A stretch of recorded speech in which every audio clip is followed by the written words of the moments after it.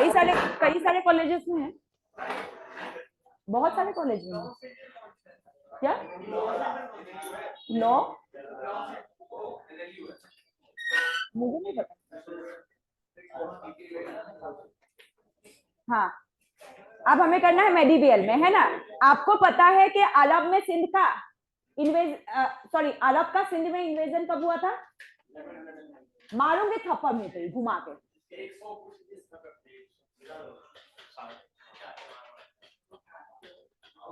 Arab invasion to Sindh हो गया था, है ना। और उस समय पे सिंध मतलब आज जो पाकिस्तान का पोर्शन है वो इंडिया का हिस्सा था, है ना। और उस समय पे कौन सी थी वहां पर, कौन राजा था? जयचंद। और बंदा कौन था? मोहम्मद बिन कासिम। 712 में अरब के एक मतलब अरब के कैलिफ के द्वारा भेजे गए एक इन्वेडर कह लो उसको लुटेरा कह लो, कुछ भी कह लो, वो खाइबर पास से, खाइबर पास किस किस के बीच में है? हाँ, हिंदू कुश माउंटेन में जो पास है, खाइबर पास से मतलब आपका क्या अफगानिस्तान के बॉर्डर पे है, ये समझ लो। काबुल को अगर काबुल सिटी के बीचों बीच में से ही जाती है खाइबर पास, तो वहां से इंडिया की तरफ घुसा। ये पूरा हिंदू डायनेस्टी था, हमने टेम्पल आर्किटेक्चर देखा।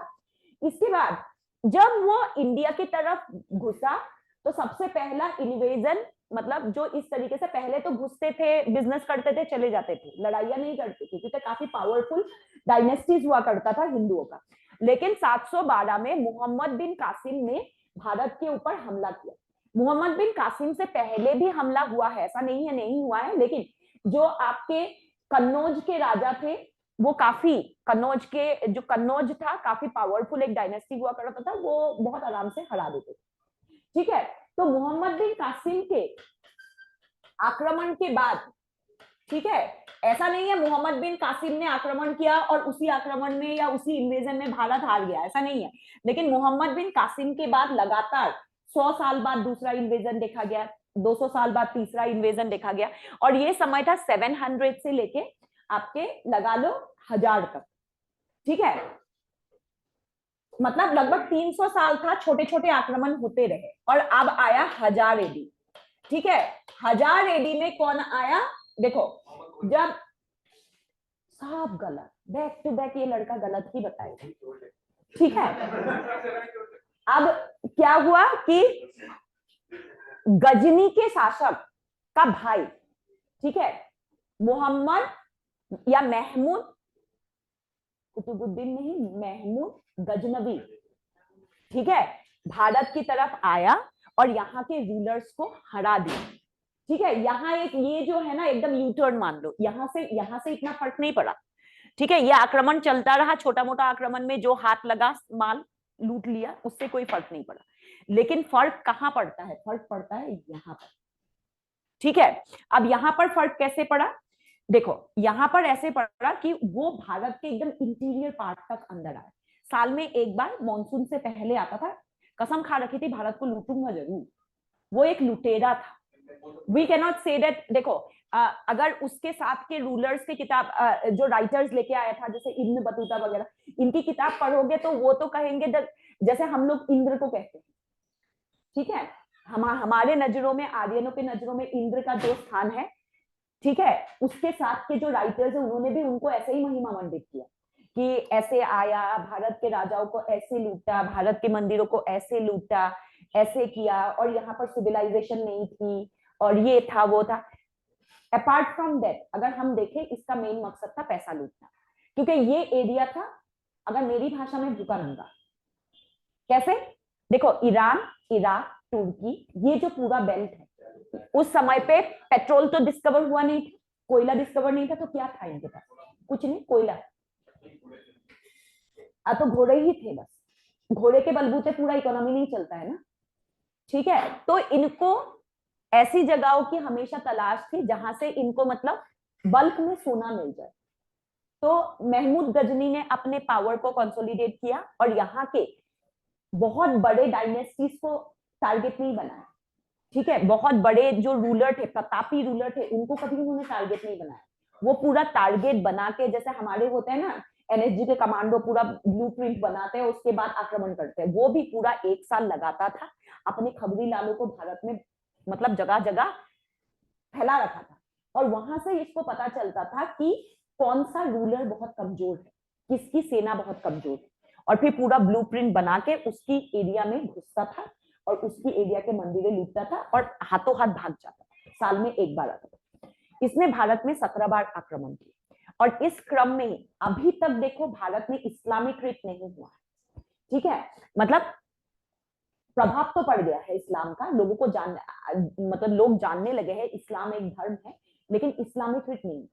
उसके बाद अगर आप महमूद गजनवी के बाद वो जब मर गया जाकर, ठीक है, तो उसी एरिया में एक छोटा सा साम्राज्य हुआ करता था, जिसको आज हम उज्बेकिस्तान, अफगानिस्तान और ईरान का बॉर्डर ले लो।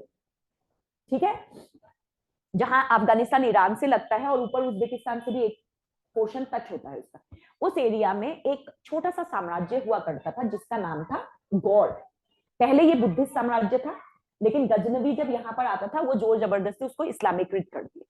उसके बाद इस्लाम का मतलब चलने लगा, तो वहां के गौड़ राज्य के राजा का भाई जो बहुत अच्छा कमांडर था, उसने उसने क्या किया, उस एरिया में जब मतलब गजनवी के एरिया को भी उसने कब्जा कर लिया और अपने भाई को दे दिया कि इस एरिया में तुम शासन करो। तो उसके भाई ने भी पूछा तुम कहाँ करोगे, कि मैं देखता हूँ इंडस नदी के आसपास चला जाता हूँ मैं, ठीक है, वहां मैं कर लूंगा। और इस क्रम में, ठीक है, आपके कौन आया, हजार के लेटर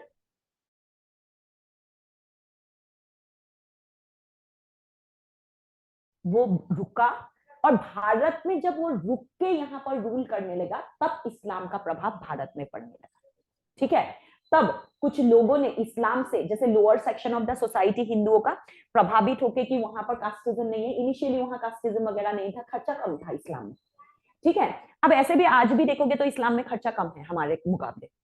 हमारे तो इतने पूजा करना पड़ता है, खर्चा हो जाता है, तो इस्लाम में ऐसा नहीं होता है। उस समय पे तो इनिशियली ईद भी 2 ही होते थे, अब तो बहुत सारे ईद हो गए हैं, तो खर्चा भी कम है, सोसाइटी में डिवीजन भी नहीं है, तो कुछ लोगों ने विलफुली इस्लाम को अपनाया था।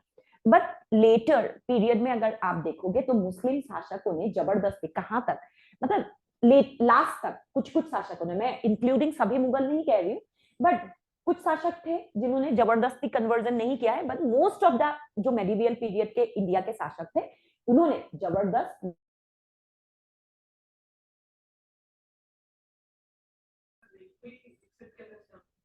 क्या किया। हाँ हाँ हाँ, नहीं देखो ऐसा है ना, इसको कहते हैं कि इन्फ्लुएंस में आके एक्सेप्ट करना। अशफाक का इन्फ्लुएंशियल कन्वर्जन था, फोर्सफुली। ठीक है, तो इस तरीके से आपका इस्लाम भारत में आके बसा, रूलर यहाँ पर रुके। अब जब रूलर रुके तो उन्होंने अपने लिए मतलब कुछ बनाना भी पड़ेगा, जैसे इबादत मतलब मस्जिद वस्जिद बनाना भी पड़ेगा। तो उन्होंने क्या किया, उन्होंने अरब के स्टाइल को अपनाया, और जब उन्होंने अरब के मेन स्टाइल को अपनाया और इंडियन स्टाइल के साथ मिक्सअप हो गया, तो इस टाइप के आर्किटेक्चर को क्या कहा जाता है, इंडो इस्लामिक आर्किटेक्चर। ठीक है, अब इंडो इस्लामिक आर्किटेक्चर में हम क्या पढ़ेंगे, ठीक है, इंडो इस्लामिक मतलब ये प्योर अरेबिक स्टाइल भी नहीं होगा, प्योर इंडियन स्टाइल भी नहीं होगा, इंडो इस्लामिक आर्किटेक्चर। ठीक है, इसकी शुरुआत कब होगी, 1200 एडी में।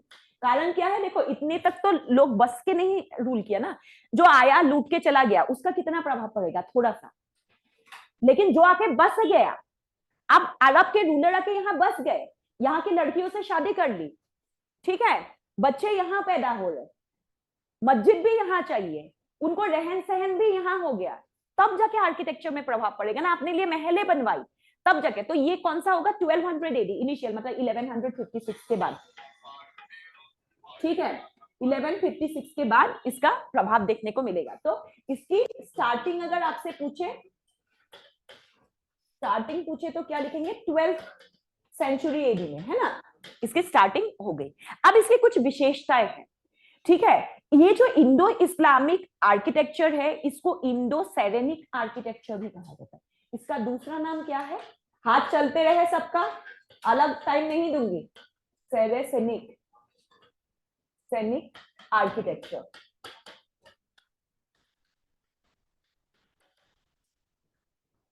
ठीक है, इसका दूसरा नाम क्या है? इंडो सैरेसेनिक आर्किटेक्चर बोलते हैं। ठीक है, अब इसमें मेन जो होता है, मेन क्या होता है, हमारे घरों में पुराने जमाने में, आजकल के तो घरों में ओपन किचन होता है, लेकिन अगर थोड़ा सा पुराना स्टाइल में जाओगे, जो लोग होते थे वो लोग जब अपना किचन बनवाते थे, ड्राइंग रूम से किचन का ऐसा आर्क लेते थे, ये किचन इधर के साइड किचन है, इधर ड्राइंग रूम है, लेते हैं सर्कल में भी लेते हैं, ये वाला आर्क भी लेते हैं, ऐसा भी लेते हैं। हाँ, या तो डोम स्टाइल आर्क, मतलब प्रॉपर प्योर सर्कल नहीं होगा, डोम स्टाइल आर्क होगा, या फिर ऐसे वाला आर्क लेते थे।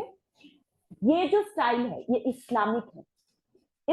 ये जो स्टाइल है, मतलब किसी भी एंट्रेंस को या किसी दो रूमों के डिवीजन को मतलब बांटने का, ठीक है, इसको क्या कहते हैं? इसको बोलते हैं आर्क्यूट स्टाइल ऑफ आर्किटेक्चर। इससे पहले जो इंडिया में बांटते थे उसको कहते थे त्रिबेट स्टाइल ऑफ आर्किटेक्चर। अब इंडिया में त्रिबेट स्टाइल में कैसे बांटते थे? देखो, एक कमरा ये बांट रखा है त्रिबेट स्टाइल, ये एक कमरा है, इसके बीच में दो कमरों को ऐसे करना है। आजकल भी फिर से त्रिबेट स्टाइल चलने लगे। मान लो इसके पीछे किचन है, इसके पीछे आपका इधर के साइड ड्राइंग रूम है, तो क्या करते हैं, या तो वुडन का एक फ्रेम लगा देते हैं अलग अलग करने के लिए, या पिलर लगा देते हैं, और आजकल तो इसमें विनाइल शीट या पीवीसी शीट लगा देते हैं। होता है जैसे आपका ये आर्क दिख रहा है आपको, दो कमरों का दिख रहा है ये आर्क, इसमें आजकल तो ऐसा पीवीसी शीट लगा देते हैं अलग अलग दिखाने के लिए। तो ये जो स्टाइल होता था, इसमें मतलब दो चीजों को डिवाइड करने के लिए पिलर के सहारे उसको डिवाइड कर देते थे, बीच में दीवार नहीं लगाते थे। ये जो स्टाइल होता है इसको क्या कहते हैं? इसको बोलते हैं त्रिबेटन स्टाइल। ठीक है, लेकिन इसको बदल दिया गया। अब इन्होंने बोला कि हम जो है ना, हम दो जगहों की जो मतलब डिवीजन है दिखाने के लिए क्या करेंगे, या तो डोम टाइप का वो लेंगे, स्ट्रक्चर लेंगे, या फिर आर्क लेंगे। तो ये जो स्टाइल होता है इसको क्या बोलते हैं? Arcuate style of architecture. तो इन्होंने क्या किया है, इन्होंने आर्क्यूट स्टाइल ऑफ आर्किटेक्चर को शुरू किया है। तुम्हारा पहला क्लास है, यहां तक समझ में आया? क्योंकि आज नया टॉपिक ही है, ना समझ वाली वो नहीं है। हम लोग इंडो इस्लामिक आर्किटेक्चर पढ़ रहे हैं। क्या नाम है तुम्हारा? करण। ठीक है, इसके बाद लिखो पहला, तो फीचर में दूसरा फीचर लिखोगे, the use of arch and domes. The use of arc and domes become prominent। लिखो, है ये बल्लभी है। तुमने आर्क्यूट स्टाइल मैंने लिखाया है क्या ये? हाँ हाँ हाँ हाँ, इनको हाँ, किसी किसी को अच्छा सबने लिख लिया है। मैंने पुराने स्टूडेंट से ले लेने के लिए बोला था, कुछ अच्छे बच्चों ने ले लिया है नोट्स। ये मैंने फीचर लिखा रखा है ना, फीचर लिखा रखा है, मैं फिर समझा सकती हूँ। Krishnakant, Krishnakant, yes ma'am, arcuate style लिखा रखा है, देखो हम लिखा रखा है ना। चलो yes, लिखो। कुछ नालायक फिर भी है जिन्होंने कुछ नहीं किया है, तो लिखो। जिन्होंने नहीं लिखा है वो लिखो। चलो इसी के आगे ना फीचर और भी एड ऑन करवाऊंगी, ठीक है। लिखोगे the use of arch and dome become prominent and this style is called ARCUATE, arcuate style, ARCUATE, and this style of architecture is called arcuate, ARCUATE, arcuate style. It replaced traditional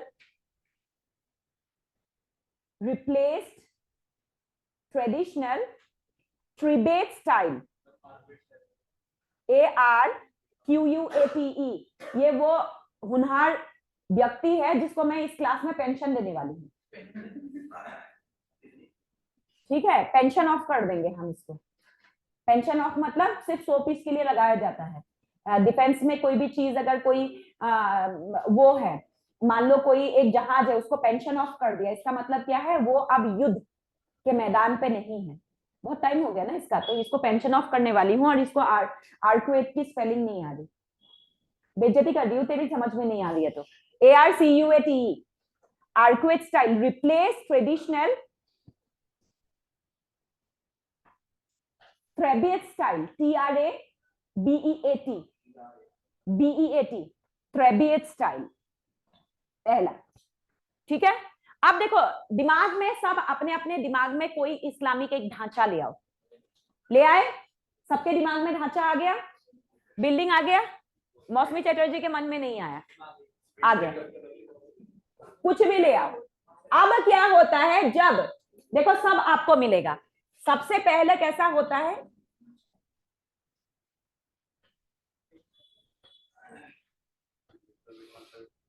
ठीक, अरे चल मोमबत्ती अभी बना रही ना, रुक जा।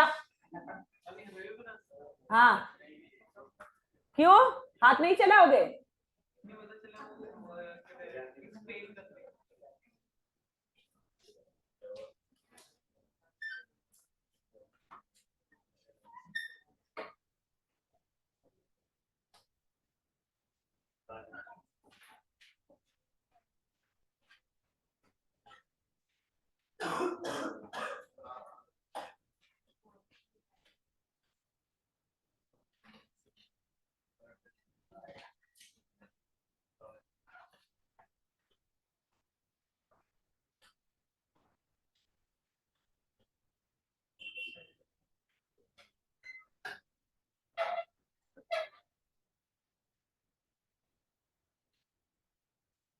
कोई भी बिल्डिंग हो उसको सपोर्ट देने के लिए क्या होता है, मीनार्स होते हैं, खूब ऊंचे ऊंचे मीनार होते हैं।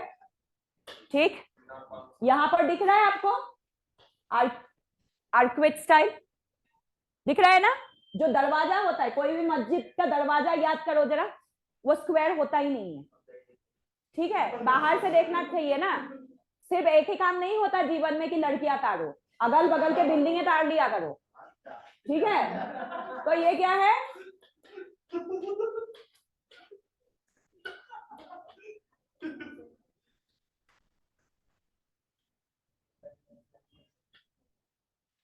ठीक। इसके बाद नॉर्मली क्या होता है, जो आपको खिड़की या वो दिखता है उसमें जाली वर्क होता है, मैंने अभी खिड़की नहीं बनाया तो इसी में बना दिया, जाली वर्क, जाली वर्क होता ही है। इसके पीछे उनकी, अरे उनके अगर कोई भी बिल्डिंग देखोगे ना, छोटी सी भी रोशनदान भी है ना, उसमें पत्थर के जाली वर्क का काम करा होता है। ठीक है, उसके पीछे का उनका, ठीक है, उनकी नेचर। ठीक है, अभी आप पूरे एंशियंट इंडिया को पढ़ा, एंशियंट इंडिया में आपने कभी नहीं देखा होगा कि प्रीवियस एक अशोक को छोड़ के, अशोक के सर्कमस्टेंसेस ऐसे थे कि उसको हथियार उठाना पड़ा था अपने भाइयों के खिलाफ। अदरवाइज आपको कोई एक राजवंश बता दो जिस राजवंश ने भाई ने भाई को मार दिया उसके लिए, गद्दी के लिए, नहीं मिलेगा, है ही नहीं। एक राम उसमें चंद्रगुप्त प्रथम ने अपने भाई रामगुप्त को मारा था। रामगुप्त को इसीलिए मारा था क्योंकि रामगुप्त ने अपनी बीवी को पालो के राजा को बेच दिया था, तो वो मरने लायक हरकत किया था, इसलिए मारा था। अदरवाइज आपको इसका कोई भी, ध्रुव देवी को बेच दिया था ना रामगुप्त ने, तो उसके अलावा कोई एविडेंस ही नहीं है। मतलब क्या है कि यहाँ पर जो लोग आके बसे, दो आर्यन बहुत एग्रेसिव इन नेचर थे, लेकिन समय के साथ ये धरती ऐसी है कि इंसान का ना, मतलब जो बेसिक नेचर होता है वो बदल जाता है। तो यहाँ पर कई सौ साल जब आर्यन भी रुक गए, आर्यन भी एकदम कूल डूड बन गए। अब कूल डूड जब बन गए, वो लड़ाई नहीं करते थे। अब जब लड़ाई नहीं करेंगे तो फिर ऑब्वियस सी बात है ना, रास्ते में मैं जाते हुए, सड़क में जाते हुए 4 जनों को गाली देके जाऊंगी, तभी तो एक कोई मुझे मुक्का मार के मुंह तोड़ेगा, है ना?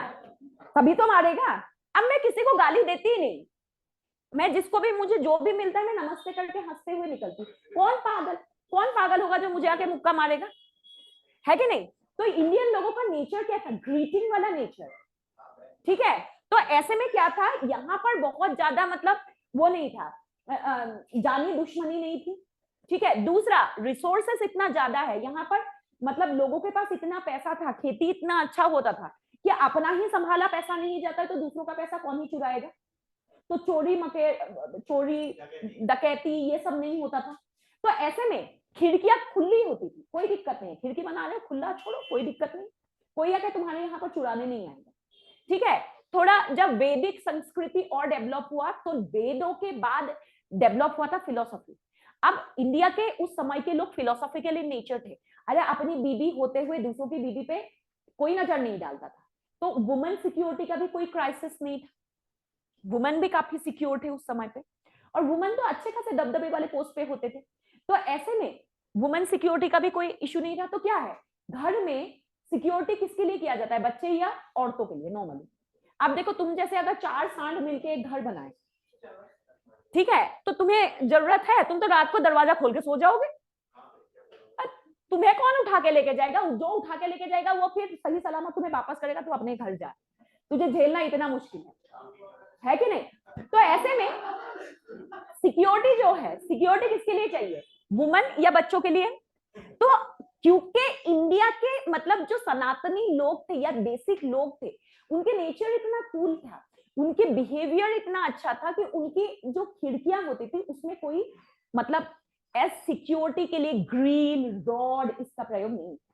लेकिन अगर अरब के इन्वेडर्स आए, आप सोचो अरब से आए हैं, और अरब से इंडिया में जब तक आए हैं सब खून खराबा करके ही आए हैं, तो इनकी जानी दुश्मनी भी है। अब मेरी भाषा में ईरान इराक के लोग उस समय पे भूखे नंगे थे, दूसरों का माल लूट के अपने घर में ले रखा था। तो ऑब्वियस सी बात है उनको अपने माल की सिक्योरिटी भी चाहिए।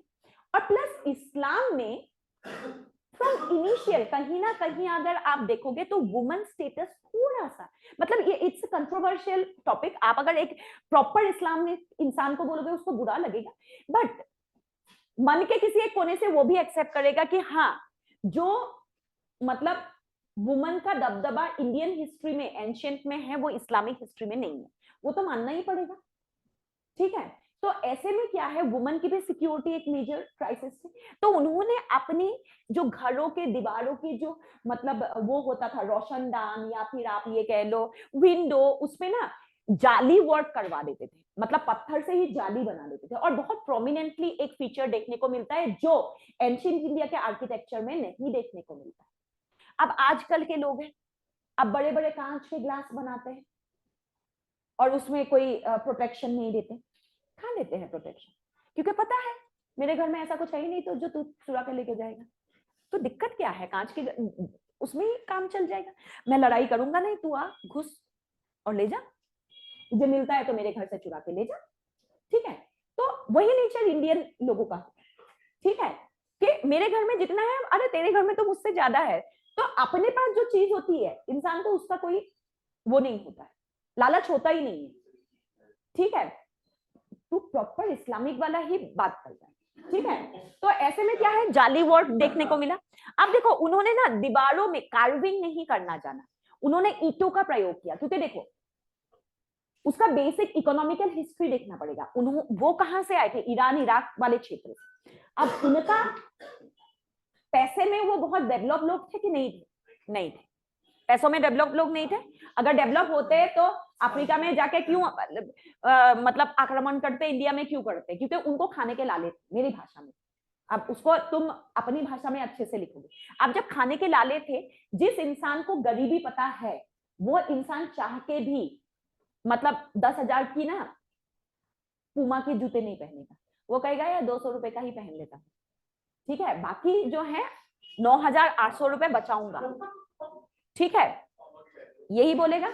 हाँ, पापा के पैसों से तो पहन लोगे। अच्छा, ठीक है, तो ऐसे में क्या होता है, देखो इनका भी बेसिकली जो है, ये बेसिकली एक इकोनॉमिक हिस्ट्री देखोगे तो ये गरीब थे। अब इनको यहाँ पर आके मिला पैसा, ठीक है। अब जब ये इनको पैसा मिला, नहीं, इकोनॉमिकल हिस्ट्री बहुत मायने रखता है। अब वो उस पैसे को संभालना चाहते थे। अब भारत के राजाओं ने क्या किया, देखो इग्नियस रॉक उठाया, लाखों लेबर लगा दिया, इसको टुकड़े टुकड़े में काटो, इसमें ऐसे ऐसे बनाओ, ऐसे ऐसे बनाओ, उसके बाद मंदिर बनाना। एक मंदिर बनने में, जैसे हम्पी का जो विट्ठल स्वामी टेम्पल है, उसको बनने में 750 साल लग गए, 750 साल। बेटा बाप, बाप के बाद बेटा, बेटे के बाद पोता, पोते के बाद पोता, पैसे लगाते रहे, क्योंकि पैसों की कमी है नहीं। लेकिन उन्होंने बोले इतना पैसा कौन खर्च करता है भाई, तो उन्होंने शॉर्टकट निकाली। शॉर्टकट क्या था, ईंटें, सस्ता मिलेगा, ठीक है, कि ईंटों का बनाएंगे। या फिर क्या बनाएंगे, देखो जो सेडिमेंट्री रॉक है बहुत सस्ती है, सैंडस्टोन, रेड सैंडस्टोन का, ठीक है। हाँ, क्योंकि इकोनॉमिकल हिस्ट्री, देखो हम आज जैसे हैं ना, वो हमारी पूरी इकोनॉमी और हमारी हिस्ट्री और हमारी ज्योग्राफी हमको ऐसा बनाती, समझे। मैं बड़ी मुंहफटली तुम लोगों की बेइज्जती कर देती क्योंकि मैं उस एरिया से हूँ जहां डिस्क्रिमिनेशन नहीं है, मुझे कोई फर्क नहीं पड़ता, तुम्हें बुरा लग रहा है लगो, मेरे को तो नहीं लग रहा ना।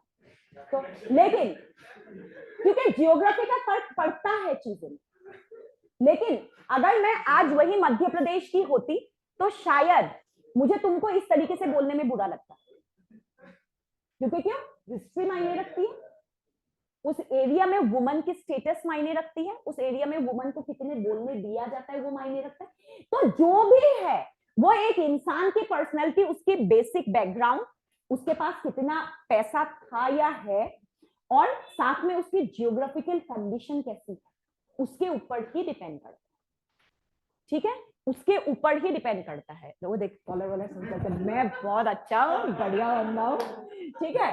तो इसीलिए क्या है, तो उन्होंने उसका सस्ता रूप का यूज किया, क्या, या तो सेडिमेंट्री रॉक उठाया या ईंट उठाई, ठीक।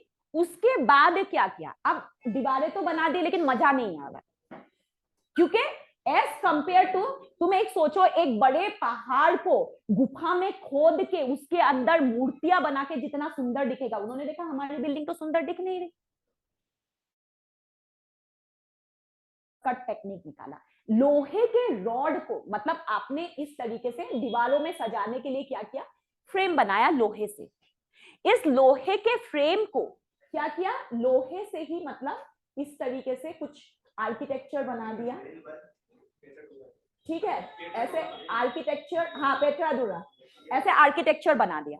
अब इनके जॉइनिंग पे जगह जगह दो चार क्या किया, महंगे पत्थर लगा दिए, जैसे मान लो यहाँ पर कहीं पे नीलम लगा दिया, कहीं पे मूंगा लगा दिया, और इस फ्रेम को उठा के दीवार में टांग दिया, दीवारों को सुंदर दिखाने के लिए चिपका दिया, नहीं टांग दिया, मतलब एक ही बात है, तुम सीमेंट से, और इन्होंने सीमेंट का यूज किया, मोटर का, ठीक है, मोटर का यूज किया, क्योंकि ईंटों को चिपकाने के लिए मोटर की जरूरत होगी, मतलब हमारी भाषा में सीमेंट, तो इन्होंने सीमेंट की यूज की, इन्होंने सेडिमेंट्री रॉक की यूज की, इन्होंने पेट्रा डूरा से अपनी वो सजाई। अब उसके बाद भी बोला मजा नहीं आ रहा, हाँ जैसे मान लो एक फ्रेम उठाया, लोहे का एक फ्रेम बनाया मैंने, उसमें ऐसे बेल पत्ती पत्ती बना दिया, उसके बीच में दो चार महंगे हीरे जवाहरात लगा दिया, उसको उठाया ऐसे दीवार पे लगाया, सीमेंट से फिक्स कर दिया, लो, हाँ जैसे टाइल लगाते हैं पिटरा दूंगा, ठीक है। इसके बाद भी कहा मजा नहीं आ रहा, तो बोला कि मजा नहीं आ रहा है तो क्या करें, तो इन्होंने अपनी जो बिल्डिंग होते हैं, बिल्डिंग के जो मतलब पिलर्स से, बोला पिलर्स को सुंदर बनाते, ये काम कर सकते हैं, कैसे, यूजिंग ऑफ मोटर, ठीक है, सीमेंट से उन्होंने क्या किया, जैसे मान लो ये एक आपका, मान लो ये एक आपका पिलर है, इस पिलर में उन्होंने क्लाइंबर्स बना दिए, ठीक है, क्लाइंबर्स बना दिए, यहाँ फूल पत्ते बना दिए, दो चार फूल भी बना देते हैं लोग, ठीक है, ऐसे फूल पत्ते बना दिए, दो चार फूल भी होगा, ठीक है, ऐसे करके, और मतलब ऐसे बेल के रूप में, मतलब जो पिलर्स होते हैं उसको सजाए। अब ये जो है दिस इज अ कैलीग्राफी, इसके बीच में एक्चुअली हमको ये दिखा क्या है, बेलपत्री, हम तो भाई ठहरे जंगली लोग है ना, तो हमको दिखा वाह फूल बना रखा मजा आ रहा है, लेकिन वो क्या था, दिस इज कैलीग्राफी, कुरान की आयातें लिखी थी उन्होंने, ठीक है, इसमें क्या लिखा हुआ था, कुरान की आयातें लिखी हुई थी, और ये कैलीग्राफी था, ठीक है, कि हमारे मतलब हमने इतना अच्छा बिल्डिंग बनाया, इसमें नजर ना लगे, कुरान की आयतें लिखा दो, ठीक है, और ये इनका यूनिक स्टाइल है। फिर बाद में भारतीय लोगों ने देखा मजा आ रहा है, दो चार बेल हम भी अपने घर में बना लेते, हमने तो बेल ही बना दिया, और उसका सभी का एविडेंस हमें कहाँ मिलता है, अब कहेगा हम लड़कियों के थोड़ी ना मेहंदी देखते हैं, लड़कियों की मेहंदी को ध्यान से देखना, उसमें जाली वर्ड भी आपको दिखाई देगा, ठीक है, उसमें आपको जो मतलब, क्योंकि मेहंदी इज नॉट द सनातनी या हिंदू स्टाइल, मेहंदी हमारा ट्रेडिशन नहीं है, अरेबिक हो कोई भी डिजाइन है, वो हिंदू ट्रेडिशन है ही नहीं। इससे पहले मेहंदी का उपयोग नहीं हुआ है, ठीक है।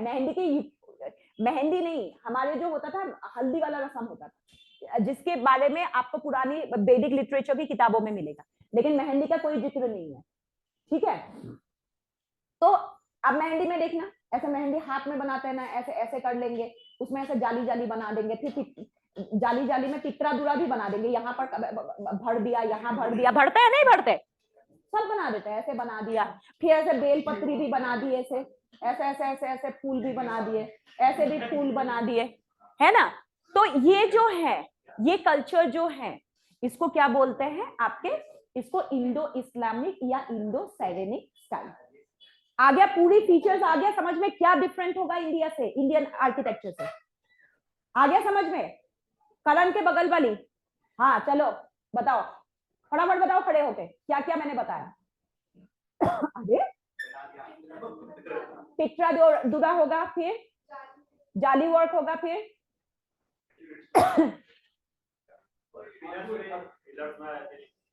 पिलर्स में आयतें लिखी होगी, और हाँ आर्कुएट स्टाइल होगा, सैंडस्टोन से बनी होगी, सीमेंट का यूज होगा, है ना। और चलो लिखो, आप फटाफट फटाफट बेसिक लिख लेंगे, लिखेंगे यूज ऑफ मीनार्स। मैं बस सिर्फ एक लाइन लिखाऊंगी, इसको कितना सजाना है वर्डिंग में खुद सजा लेना, मैं एक एक वर्ड से लिखाऊंगी विशेषताएं, ठीक है। यूज ऑफ मीनार, समझ गए।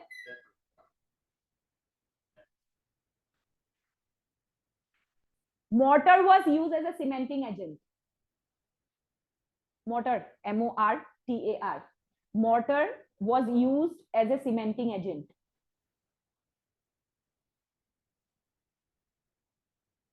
Sedimentary rock mainly, sedimentary rock, next point, sedimentary rock mainly red sandstone and burnt bricks, mainly red sandstone and burnt bricks used for construction.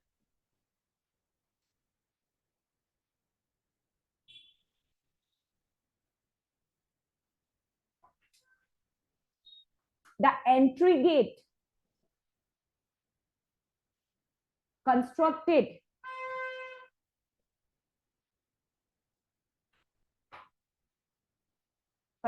in a massive manner.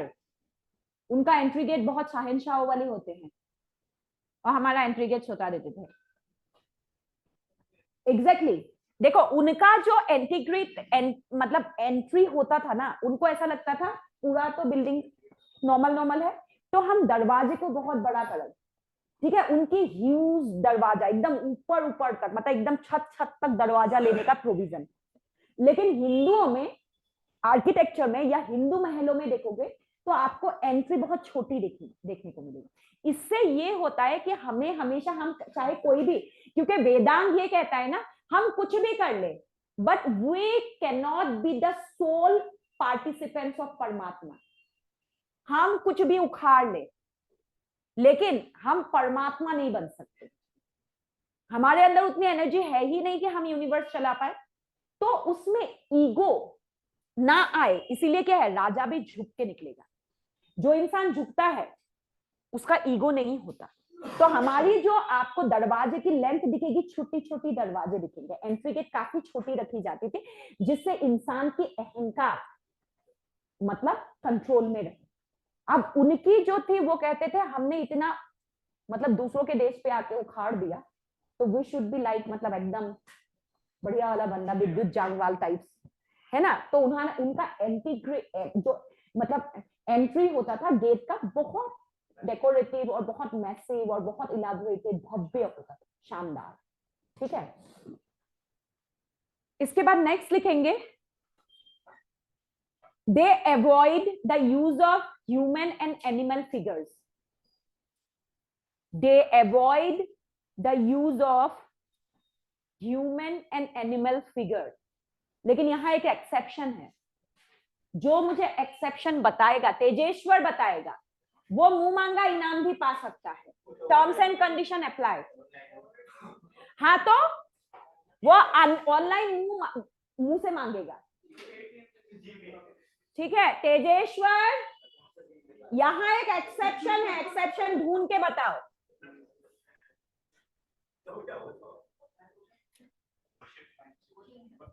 Question ये है, सब सोच के रखो किसी के भी। मैंने यहां पर बोला है कि वो अपने आर्किटेक्चर में अवॉइड करते थे ह्यूमन एंड एनिमल स्ट्रक्चर बनाने को। जैसे इंडिया के आप कोई भी रथ है, वहां पर काफी सारे ह्यूमन आर्किटेक्चर, आपको एलिफेंट दिख जाएगा, है ना, बनाया हुआ। तो आपको अशोक स्तंभ में शेर दिख जाता है। उनके आर्किटेक्चर में ह्यूमन और एनिमल फिगर जो है वो अवॉइड किया है उन्होंने बनाने में। ठीक है, यहाँ पर तुझे पूछा था तेजेश्वर से, मैं यहाँ पर करके घूमी। चलो इसका जवाब आ गया तेजेश्वर, डरने की बात नहीं है। इसका जवाब ये है जहांगीर की पेंटिंग। ठीक है, कहाँ इनाम, जिससे पूछा था मुंह मांगा इनाम तो उसको दे रही थी मैं। धोखा क्या है, मैं मुंह मांगा इनाम देती, तेजेश्वर बताता तो। ठीक है तो अभी देती हूँ, रुक जा, अभी बनाती हूँ, रुक जा। ठीक है तो जहांगीर की पेंटिंग में पिकॉक, ठीक है, पिकॉक थॉर्न में पिकॉक नहीं बनाया, उसका सिर्फ पंखुड़ियां बनाई है। तो पिकॉक थॉर्न में पिकॉक थॉर्न इसीलिए बोला गया है क्योंकि एक सिंहासन है, सिंहासन के पीछे ऐसे ऐसे ऐसे ऐसे किया गया है और बाद में यहाँ पर एक कोहिनूर लगा रखा है। तो जब हमने उसको देखा, क्योंकि हम इंडियन है, हर चीज में जानवर देख लेते हैं, ठीक है, तो यहाँ पर हमें पिकॉक का थॉर्न जैसा दिखा। उसने थोड़ी ना नाम रखा था मयूर सिंहासन, वो तो हमने रखा है मयूर सिंहासन नाम, उसने नहीं रखा है मयूर सिंहासन नाम। ठीक है, इसके बाद नेक्स्ट आ जाएगा एक्सेप्शन में लिख लोगे जहांगीर के पेंटिंग। एक्सेप्शन लिखो, जहांगीर के पेंटिंग में उन्होंने एनिमल फिगर यूज किया है और ह्यूमन फिगर भी यूज किया है।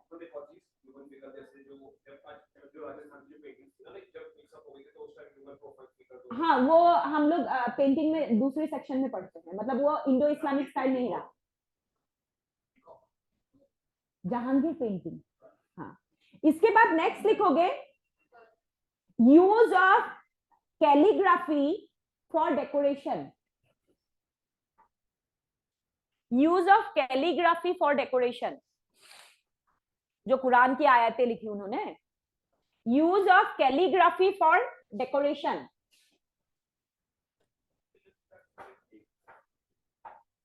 And this style is called arabesque method.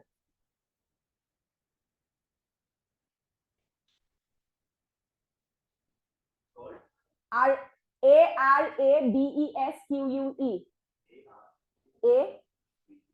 Abesque. हाँ, arabesque method. ठीक है, in this method, हाँ, geometrical vegetal ornamentation. हाँ, in this method geometrical vegetal ornamentation. हाँ, मतलब उसमें वेजिटल मतलब हो गया क्लाइंबर्स और वेजिटेशन वाला, geometrical vegetal ornamentation like leaf, secondary stems, और क्या होता है, flowers, like leaf, secondary stem, flowers, और क्या होता है, इतना ही होता है ना, आर यूज्ड, फ्रूट्स नहीं लगते, are used for decoration in wall and pillars, for decoration in wall and pillars, and decorative pattern is symmetrical, and the decorative pattern is symmetrical. आ गया समझ में, एक साइड में अगर एक डंडी निकाला गया है स्टेम का, दूसरी साइड में भी निकालेंगे, सिमेट्री में होना चाहिए। ठीक है, सिमेट्री सबको समझ में आती है? तुम्हारे बगल वाली को, हाँ तुमको समझ में आती है सिमेट्री बोला तो? यहां से मान लो एक ये है, यहां से एक डंडा निकाला तो सिमेट्री में ये भी निकालेंगे, है ना, मिरर इमेज, हाँ ठीक है। इसके बाद लिखेंगे द बिल्डिंग हैड intricate जाली work, building had intricate jali work which is used in window.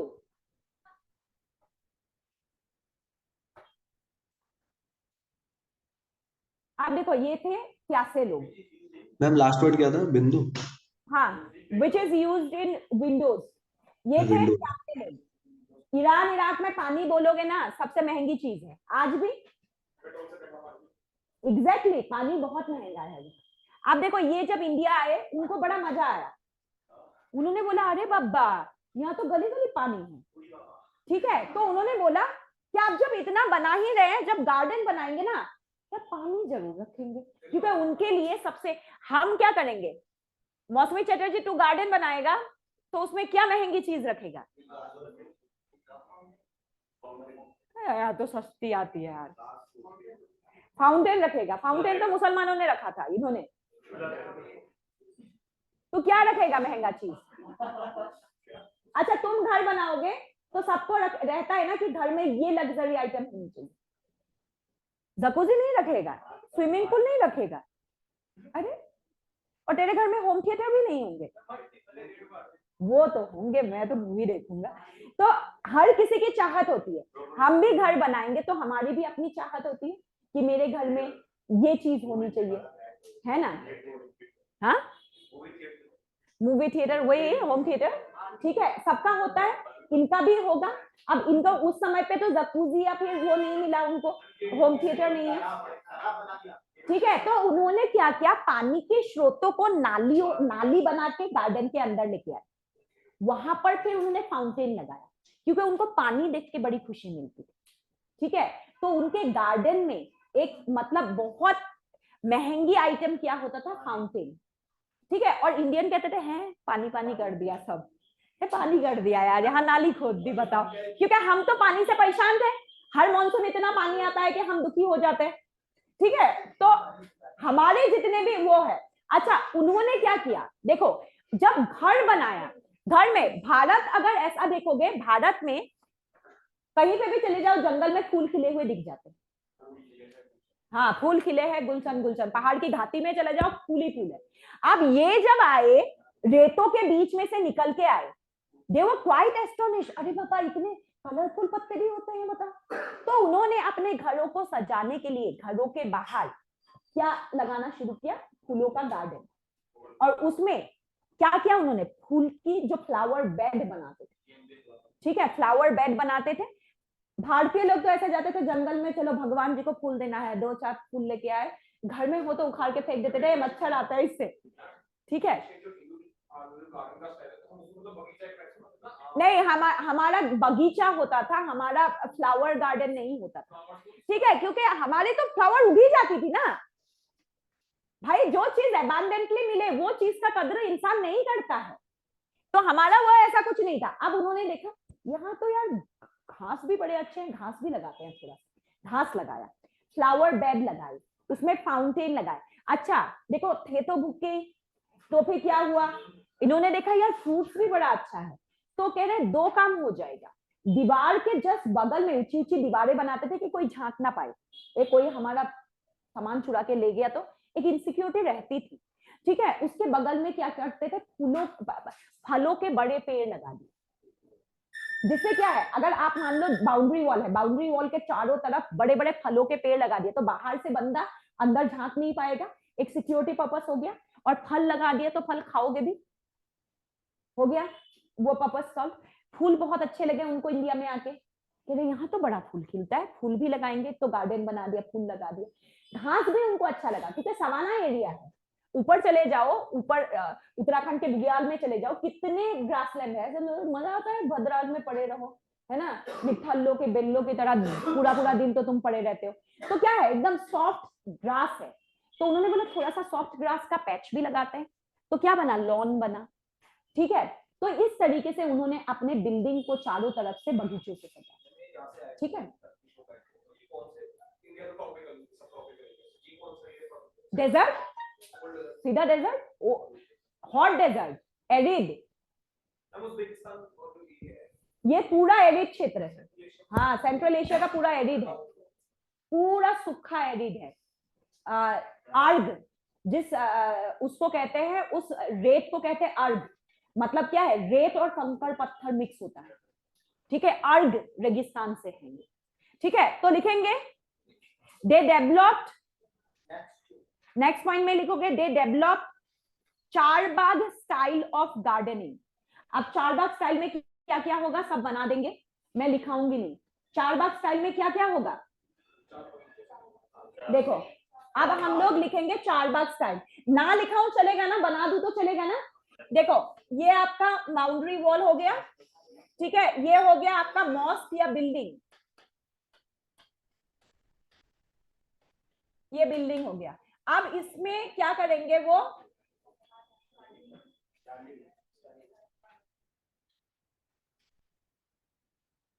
इसमें एक एंट्री गेट होगा। ठीक है, ऐसा नहीं है, मतलब ज्यादा भी हो सकता है, मैं नहीं लिखा रही, खुद लिख लिया, दिखा भी देना, ऐसे बोलेंगे तुम करोगे क्या थे। ठीक है, ये क्या है, फ्रूट बेल, ये क्या है, फ्रूट बेल। ठीक, ये क्या है, ये क्या है, ये है फाउंटेन्स। इसके किनारे पे यहां यहां क्या मिलेगा, फ्लावर बेड।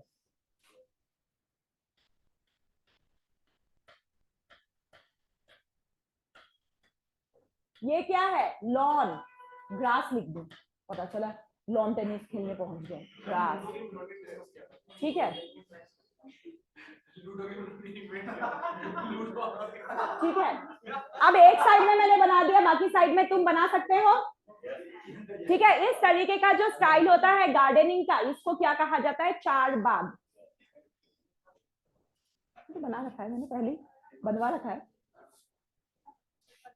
ए बाबा, ये तो माइक्रोस्कोप में देखना पड़ेगा, लेबोरेटरी लेके जानी पड़ेगी बायो की, उसका चार बाग देखने के लिए।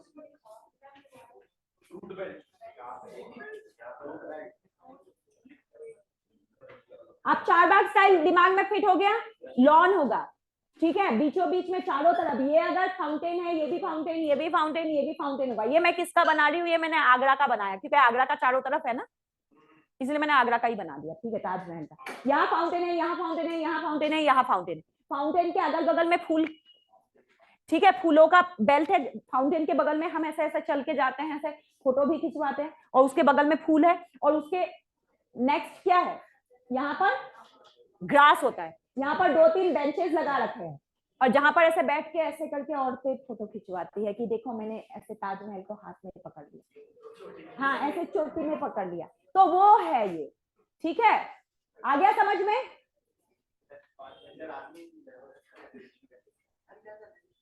हाँ, तो ऐसे ही पकड़ते हैं हम ताजमहल को, सही करके दिखा रहे हैं, ऐसे ही उसके हाथ के अंदर ताजमहल आता है ना, मैंने भी देखा है, ऐसे ऐसे जो क्या बनाते हैं। हाँ ठीक है, आ गया समझ में, मजाक उड़ा रहे हो, कितना डेवलपमेंट किया सोचो उन्होंने। अब नेक्स्ट लिखोगे,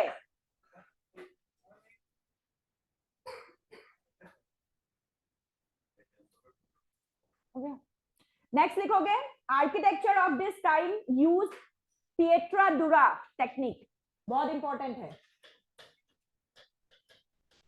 पिएट्रा डुरा टेक्निक। समझ में आ गया था पिएट्रा डुरा? हाँ, उसके बीच में ऐसे 2-4 हीरा लगा देना। Use pietra dura technique.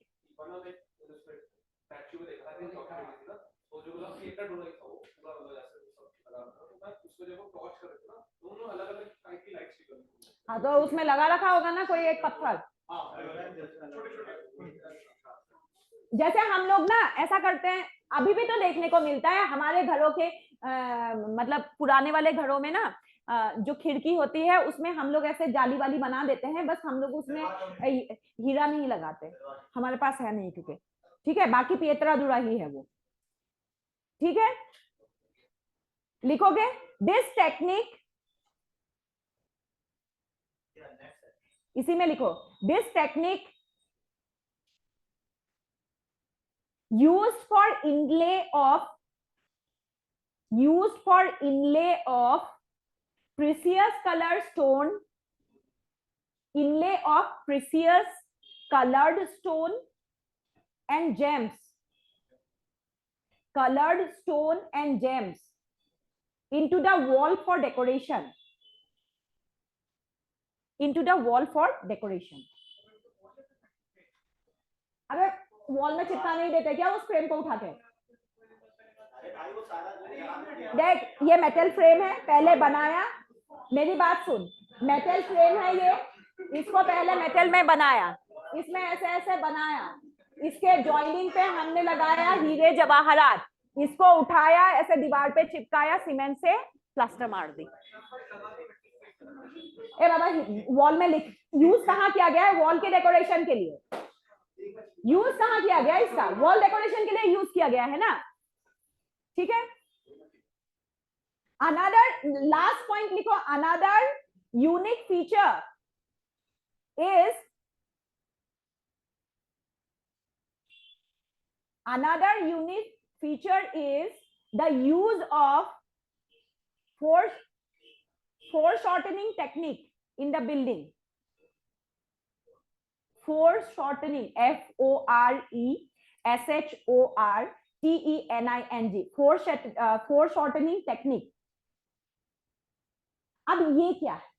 ये ब्रैकेट में लिख लो तुम्हें समझने के लिए 3D इफेक्ट, ब्रैकेट में लिख लो 3D इफेक्ट।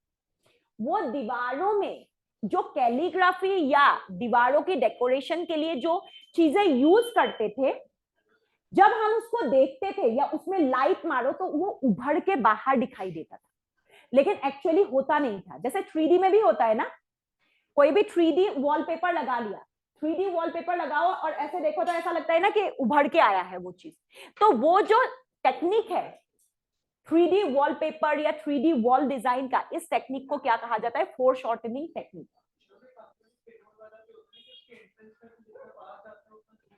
एग्जैक्टली वो सारे फोरशॉर्टनिंग टेक्निक से बनाया गया। आ गया समझ में? आम भाषा में आ गया?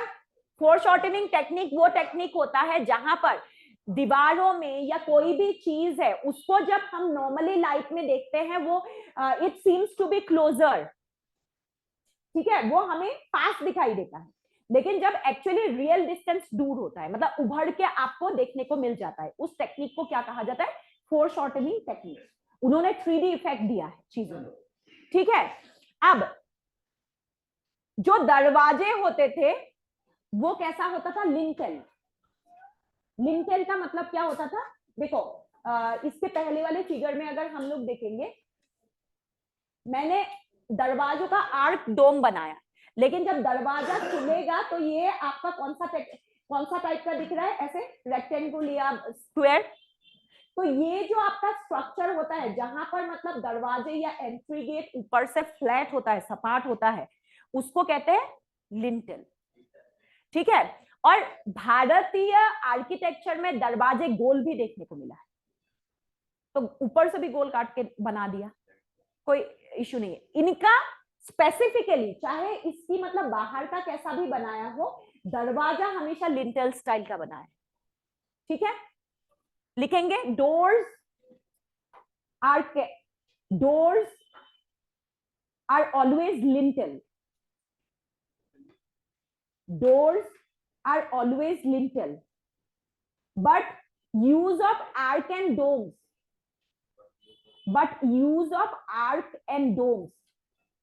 above the door। मतलब क्या है? डोर के जस्ट ऊपर आर्क या डोम जरूर देंगे कि हिंदू स्टाइल ना दिखे, ऐसा दिखाने के लिए, ठीक है। दरवाजा ऐसा फ्लैट सपाट और एकदम चकोर ही होगा, लेकिन उसके ऊपर आर्क जरूर दिया जाएगा, ठीक है। उसके बाद हाँ, LINTEL।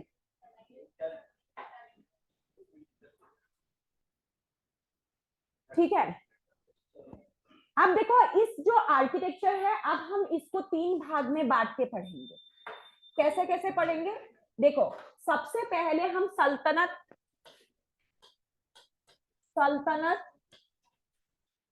आर्किटेक्चर पढ़ेंगे। अब सल्तनत आर्किटेक्चर को, जो सल्तनत आर्किटेक्चर है, सल्तनत आर्किटेक्चर पीरियड को हम 2 भाग में बांटेंगे, एक इंपीरियल और एक प्रोविंशियल। ऑलरेडी मैं इस क्लास को एक बार करवा चुकी हूँ, थोड़ा बहुत आप डिटेल करवा दूंगी। एक हो गया इंपीरियल, इंपीरियल मतलब दिल्ली में इंपीरियल, और दूसरा हो गया प्रोविंशियल, मतलब दिल्ली या उत्तर भारत में जो ढांचाएं बनी उसको इंपीरियल सल्तनत आर्किटेक्चर कहा जाएगा। जैसे आपको इस जगह पे क्या मिलेगा, आपका जामा मस्जिद है ना, अलाई दरवाजा, सेंट्रल इंडिया में मतलब नॉर्थ इंडिया में है, तो ये इंपीरियल स्टाइल में आएगा। ठीक है, और क्या मिलेगा, कुतुबुद्दीन ऐबक का कुतुब मीनार, ये इंपीरियल आर्किटेक्चर है, क्योंकि दिल्ली या दिल्ली के आसपास के नॉर्थ इंडिया के क्षेत्र में। तो ये हो गया इंपीरियल सल्तनत आर्किटेक्चर, मतलब दिल्ली या फिर हम क्या कहेंगे, नॉर्थ इंडिया। प्रोविंशियल में इसको हम लोग मेन कितने भागों में बांटेंगे? प्रोविंशियल में हम लोग बांटेंगे इसको 2-3 भाग में। मेनली पहला भाग हो जाएगा आपका बंगाल, जौनपुर, मालवा, बीजापुर। ठीक है, इसको कितने भाग में बांटेंगे? बंगाल, जौनपुर, जौनपुर मतलब मध्य प्रदेश हो गया। ठीक है, उसके बाद मालवा, मालवा मतलब गुजरात और महाराष्ट्र वाला एरिया, और बीजापुर।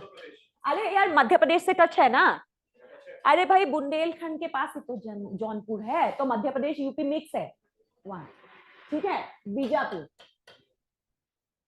ठीक है, प्रोविंशियल को मेनली इतने भागों में हम बांट देंगे। ठीक है, इसके बाद अगर हम इंपीरियल को बोलते हैं, इंपीरियल में स्लेव डायनेस्टी ने कुछ काम किया है, तो हम एक तो इसमें क्या पढ़ेंगे, एक तो स्लेव पढ़ेंगे। स्लेव के बाद सिर्फ एक आर्किटेक्चर बनाया था किसने, अपने खिलजी ने, है ना, तो खिलजी में एक ही आर्किटेक्चर पढ़ना है। ठीक है, फिर भी लिख लेते हैं, चलो खिलजी बुरा मान जाएगा नहीं तो छोटा सा लिखते हैं खिलजी, मतलब कुतुब, कौन सा खिलजी, बख्तियार खिलजी नहीं, अलाउद्दीन खिलजी। एक ही स्ट्रक्चर है जो इसने बनाया था, स्लेव ने तो काफी बनाया है, कुतुब मीनार, क्वातुल इस्लाम मॉस्क, जामा मस्जिद, बहुत है इनका। ठीक है, उसके बाद आपका आ गया खिलजी, खिलजी का एक ही पढ़ना है। उसके बाद हम लोग पढ़ेंगे सीधा तुगलक। तुगलक में भी हम लोग मेनली फिरोज शाह तुगलक के पढ़ते हैं, क्योंकि उन्होंने बहुत सारी चीजें बनाई। ठीक है, इसके बाद हम नहीं पढ़ेंगे, क्योंकि सैयद और लोधी, सॉरी लोधी कैसे छोड़ सकते हैं। ठीक है, लोधी, लोधी गार्डन है ना चारबाग। ठीक है, तो ये स्टाइल है, यहाँ पर इतने भाग में पढ़ेंगे, और उसके बाद हम लोग प्रोविंशियल स्टाइल में जाएंगे, बंगाल, जौनपुर, मालवा, बीजापुर। इसके बाद नेक्स्ट जो डिवीजन आ जाएगा, एक ही डिवीजन है, उसको क्या कहेंगे, Mughal architecture. Mughal architecture, Mughal architecture का कोई डिवीजन नहीं है, मुगल आर्किटेक्चर मतलब होता है मुगल आर्किटेक्चर, तो इसका कोई भी डिवीजन नहीं है। तो मेरे को ऐसा लगता है कल हम लोग इंपीरियल स्टाइल को तो खत्म कर सकते हैं, और हम कल में इंपीरियल स्टाइल खत्म कर देंगे, और 2 दिन लगा के, मतलब नेक्स्ट 2 डेज में हम लोग, मंडे को मेरा क्लास थोड़ी ना होगा, है नहीं, अच्छा ठीक है, हाँ ठीक है, फिर मेरा क्लास है, तो हम लोग प्रोविंशियल आर्किटेक्चर खत्म कर देंगे, फिर मुगल आर्किटेक्चर 2 क्लास में खत्म हो जाएगा। ठीक है, हो गया, चलो फिर ऊपर,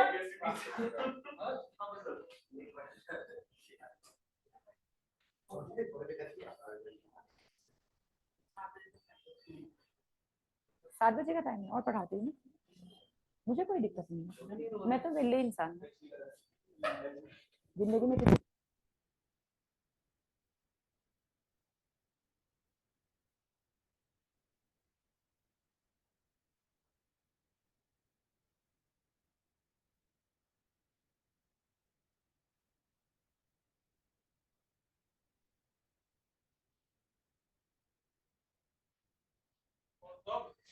छोड़ क्या दे, थोड़ा सा दिल्ली लिख लेते हैं, सब छोड़ दे। चलो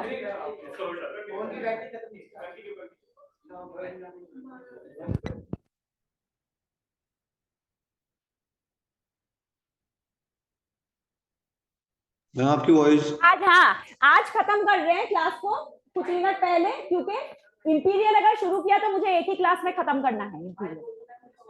ठीक है, कल ओके भी, मैम।